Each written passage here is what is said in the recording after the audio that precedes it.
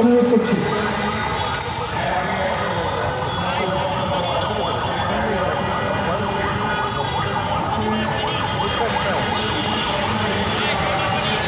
আসসালামু আলাইকুম ওয়া রাহমাতুল্লাহ। আমি শেখ শহীদ মেহেদী হাসান জুনাইদের বাবা। আমি আজকে খুব ভারাক্রান্ত মন নিয়ে আপনাদের সামনে উপস্থিত হয়েছি। শ্রদ্ধেয় বাজনরা সবাই এখানে বসে আছে। আমার একটি মাত্র ছেলে ছিল, আমার মুখের ভাষা নেই, আমি কীভাবে বলবো। গত 5ই আগস্টে আমার ছেলেটা সকালবেলা বের হইল, মাকে বলল, মা আজকে তুমি একটু ভাত খাওয়াই দাও আমাকে, আজকে আমি তোমার হাতের ভাত মাখা খাবো, মা তুমি আমাকে একটু ভর্তা করে আমাকে একটু ভাত খাওয়াই দাও। আমি বুঝতে পারি না এটাই কি শেষ বিদায়।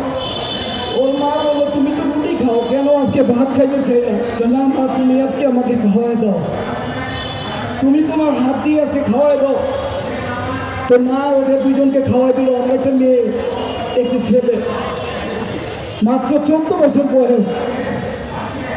প্রতিবারের মতো সে মায়ের হাতের ভাত হাতে খেয়ে 5টা ঠিক 11টার দিকে বেরোয় মাকে একটা হাসি দিয়ে বললো, মা তোমার কাছে একটা সত্য কথা বলি মা, আমার ব্যাংকে জমানো কিছু টাকা ছিল মা, এবার আমি কুরবানি দিব মা।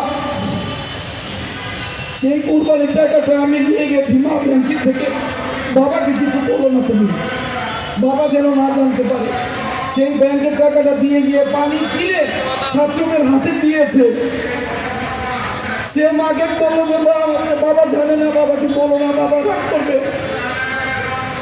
মাকে বললো যে মা আমি চলে আজকে যাবো, আমাকে আজকে রাখতে পারবো না, ঘরে আমাকে রাখতে পারবো না।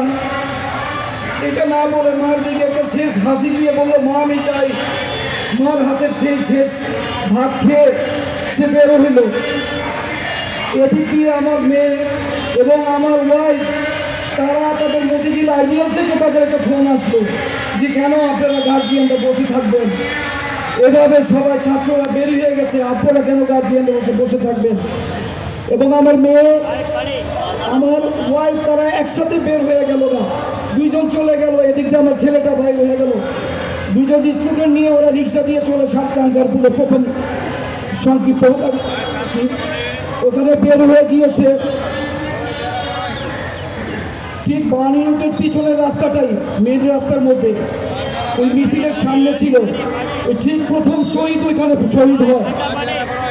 আজকে এই সমাবেশে আমি এই ফ্যাসিবাদী সরকার, এই আওয়ামী লীগের সরকার ছিল যারা, তাদেরকে আমি বলবো এই হাসিনাকে ইন্ডিয়া থেকে এনে এখানে বিচার করা হোক। আমরা সবাই বিচার চাই ইনশাল্লাহ।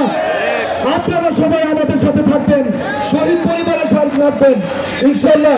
এই বলে আমি আমার বক্তব্য শেষ করছি। আসসালামু আলাইকুম ওয়া রাহমাতুল্লাহ।